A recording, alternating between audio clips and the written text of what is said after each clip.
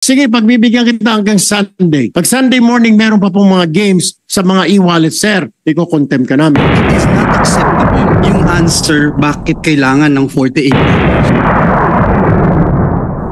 Before I ask Pagcor, 2 or 3 points lang. Deputy Governor, can you clarify? Sabi niyo kanina kay Senator Marcoleta, may order na kayo na tanggalin yung links. Yes, Your Honor. So, hindi sumusunod sa inyo. Do you have GCash? Yes, Your Honor. I-open nyo yung GCash mo ngayon. Nandiyan pa huli yung link. We gave them 48 hours, Your Honor, to take down the links. When did you order, Deputy Governor? Today, Your Honor. So, can you please... I know, sir, sa banking, very conservative. You have a very good reputation. Pero please speak very clearly to us. Diba? What you did on July 25, nag-circulate kayo ng proposal sa mga e-wallet at hinintay nyo pa yung kanilang reply. Tapos today lang kayo nag-order kasi may hearing today. Your Honor, if I may... Hindi, kasi ang sagot nyo kay Senator Marcoleta, kulang na lang pumalakpak ako eh. Papalakpak kasi dapat talaga ako kasi at least umaksyon kayo kaagad. Kasi yung governor nyo, ang ganda ng statement, dapat daw mahigpit. Pero wala namang aksyon. You know, I will go to, I will stop there, Deputy Governor. But be very clear here kasi hindi lokohan tong hearing na to eh. Diba? Sana sinabi nyo kanina, sir, it took us time and everything but we're giving them 48 hours. Eh sinabi nyo, hindi, you ordered them na eh. Pag binuksan mo ngayon, meron eh. Hindi po ba? Seryoso, pinag-uusapan natin eh. Lokohan ba to? So please sir, di ba, ano lang, konting pagiging forthright naman at konting tayo pag nag-uusap dito, di ba? Ang Pagcor mahirapan sumagot kasi trabaho nila magnegosyo ng ng gaming eh. That's why, di ba, we'll allow them to but you get my point, sir. Okay, so 48 hours makakaasa kami na tanggal na lahat. Yes, Your Honor. Why do they need 48 hours? Isn't that instant naman? DICT, pag sinabi ko today, tanggalin nyo yan, hindi kaya ng technical ng mga e-wallets yun? So balato muna, 2 more days? With the permission of our Secretary, Mr. Chair. Yes or no lang, sir? Yes, it can be done right away, Mr. Chair. So sir, why do we give them 48 hours pa kung sure naman kayo? So kung may mamatay ng 48 hours kasi nalulundon, okay lang sa atin o sayang kita? Your Honor, hindi ko naintindihan eh. Kasi binigyan nyo since, it's August 14 eh. Binigyan nyo since July 5. You know, if you call them into the room, you are the central bank eh. So, I'm sorry Mr. Chairman, I'm just talking in terms of from the Committee on Banks, di ba? I was briefed. Conservative, these are gentlemen, etc. But if you called everyone into the room on July 5 and everyone pumayag, the next day, July 26, wala. You come here in the day of the hearing, you know all of the cameras are here, representing the central bank, telling Senator Marcoleta, wala nang links. Then nung tinignan ko meron, then we're giving them 48 hours na hindi naman nila kailangan ng 48 hours. Bakit po? Bakit tayo ganun? Your Honor, we gave them sufficient time for all of them to... Sir, the ICT just said now, they can do it instantly. Wala kayong technical people sa central bank? Kayo nagre-regulate ng e-wallets eh. Or sayang yung kita nung 2 days? Your Honor, it's because of that reason to give them time to take them down, lahat sila, and also to give adequate or prompt information to the public. So for... Sir, number 1, July 25 pa yung memo nyo. At pumayag sila. So alam na nila. So naghahanda na sila.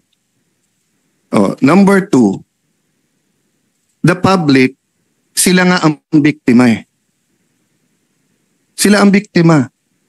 Why do they need to notice na kung gusto nilang sugal, they can do it otherwise, but they do not go to the link. Anyway, I'm taking up too much time, but sir, please, I look forward to working with you. I'm sorry, ikaw yung nandito in the central bank. Pero central bank is one of the most respected institution na may political will dito. Ang monetary board is independent. So, pag sinabi yung decisive yung action, decisive tayo. Yeah. Sir, may I move to PAGCOR? First of all, may I start by thanking you na meron know your customer. Senator Cayetano, babalikan ko lang po si BSP. Kailan mo magtatapos itong 48 hours? It starts from today. Kailangan po matatapos. Anong araw po yan? That's 2 days sa Saturday, Your Honor. Sa Saturday. So sa Saturday, in-expect natin na committee na ito na wala ng games yan sa e-wallet na yan. By end of Saturday. Sa Saturday.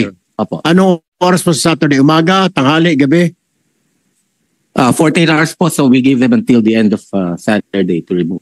End of the Saturday. So ibig sabihin, sige, pagbibigyan kita, Sunday morning, hindi ko na makita yung games sa mga e-wallets. Opo, wala na po. Pag may nakikita po ako, i-contempt kita. Pwede po.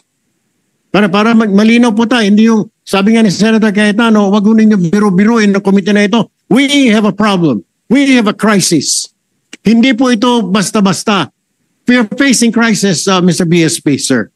And when you say, Saturday po, huling oras na Saturday, sige, pagbibigyan kita hanggang Sunday. Pag Sunday morning, meron pa pong mga games sa mga e-wallet, sir. Iko-contempt ka namin. Yes, Your Honor. And we'll also take, we will sanction also the concerned BSP. Mr. Chairman, if I may, Mr. Chairman, if I may, just very short, Mr. Chairman. Right. Thank you, Mr. Chairman.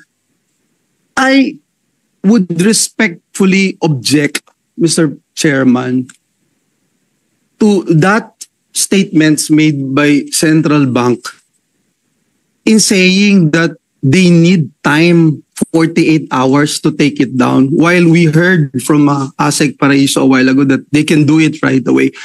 I just don't get it, Mr. Chairman. Forgive me, Your Honors, my dear colleagues. It is not acceptable yung answer bakit kailangan ng 48 hours. We wanted to protect the public eh. Namamatay na nga yung mga tao eh. Numbers don't lie. These facts, these reports, ang dami pang hindi nare-report, Mr. Chairman.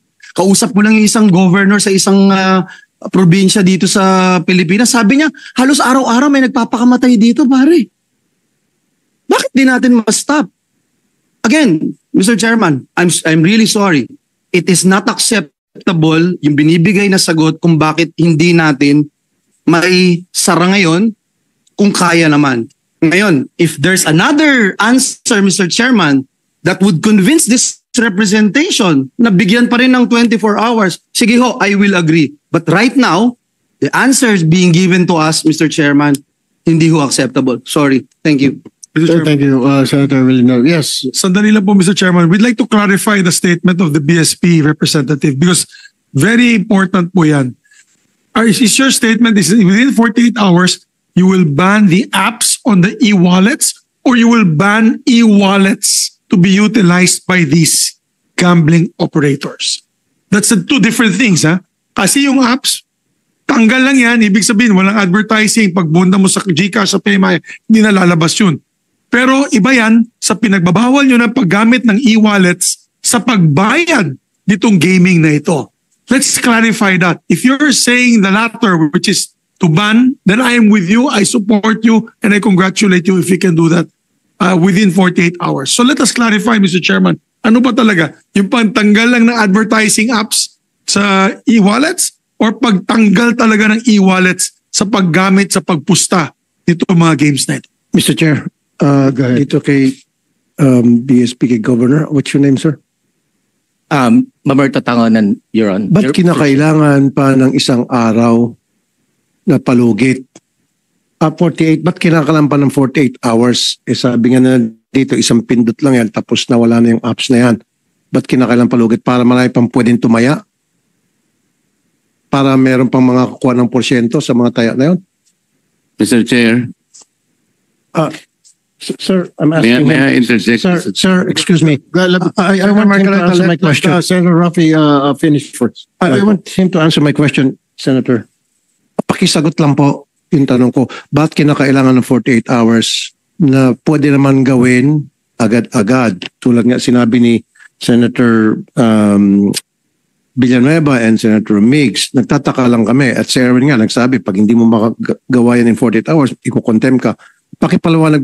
Okay, mabilis lang. Anong proseso ba dapat ang ginagawa para ito ay tuloy na matanggal?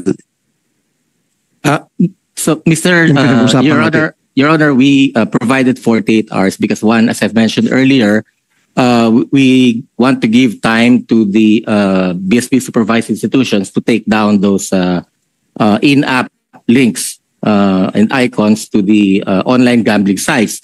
The other reason, Your Honor, is so that we will also provide time for the customers, for the consumers, to withdraw their funds from the online gaming account once they learn that we are already removing the links from the BSI mobile payment applications and websites, Mr. Chair. So within that time, for consumers who may want to take their money out from their online gambling accounts, they may do so, Mr. Chairman.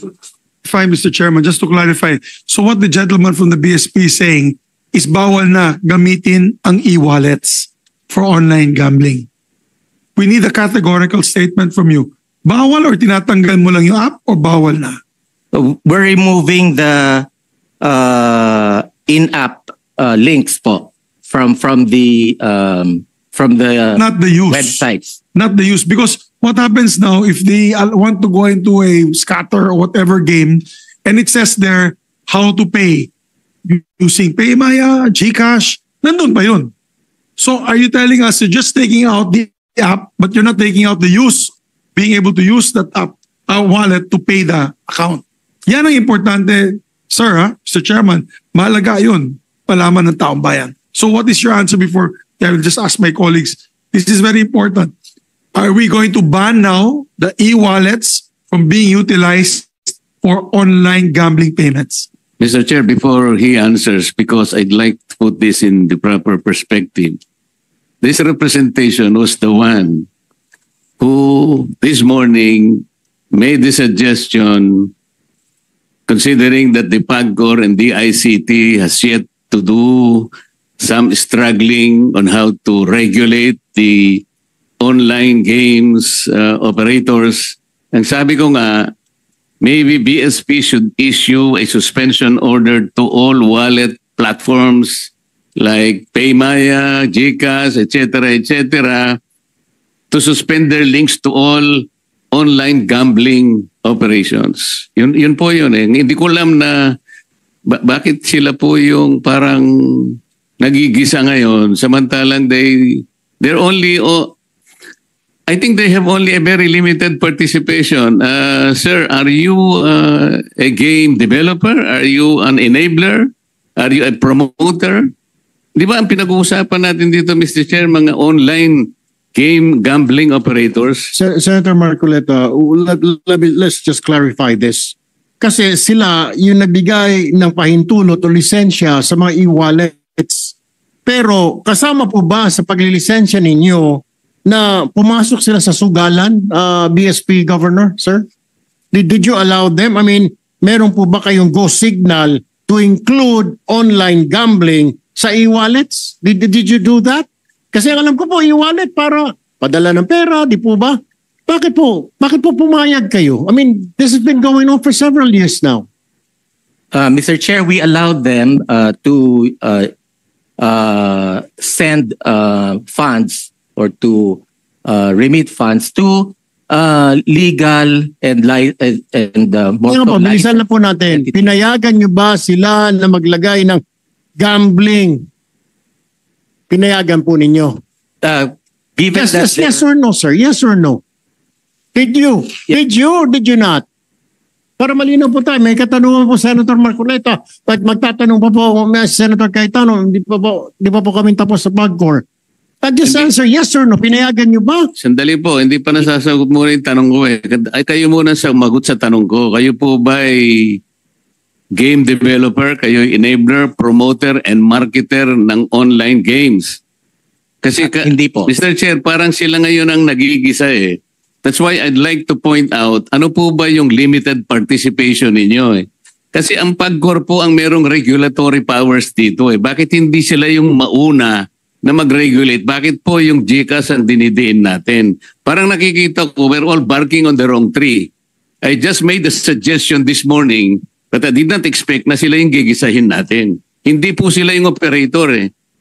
Ang kanila, sa akin pong pagkakaunawa, the participation of GCash occurs only at the point where lawful payment facilitation is performed. And GCash has employed stringent regulatory and compliance control.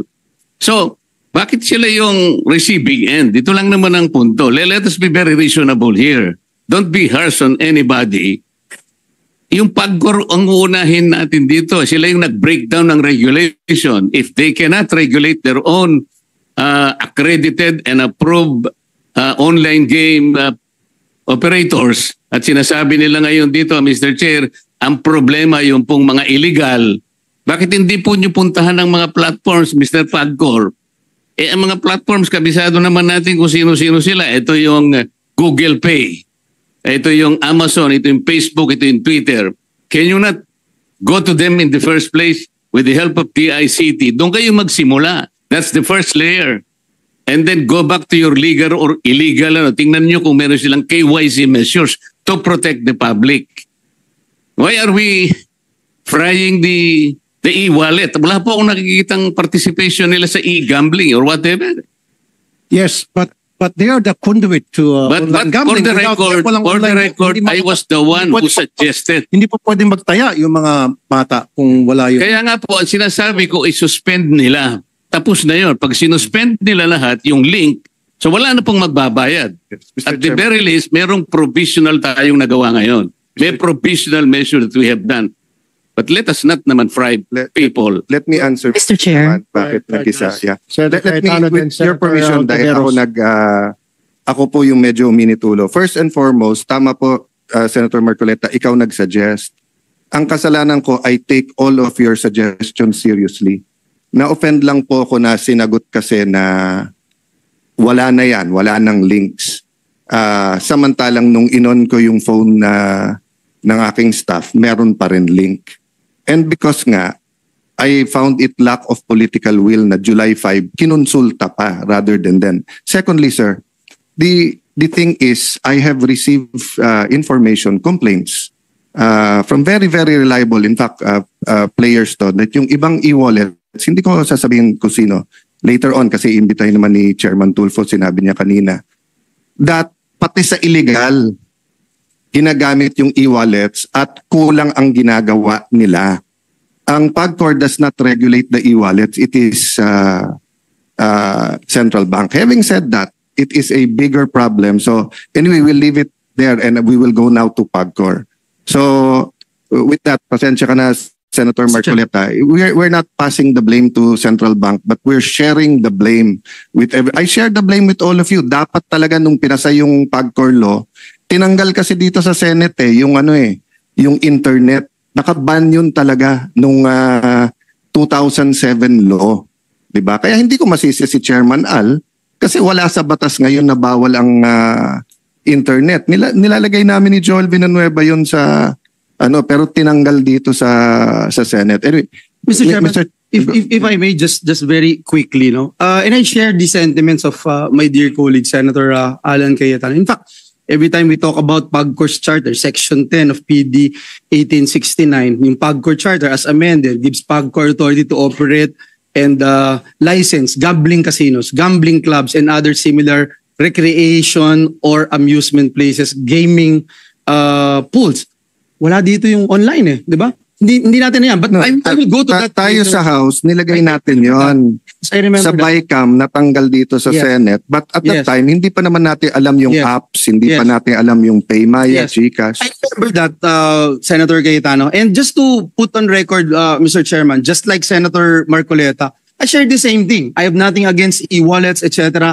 It's just that ginagamit sila but it appears that na hindi nagagawa ng regulating body yung dapat niyang gawin.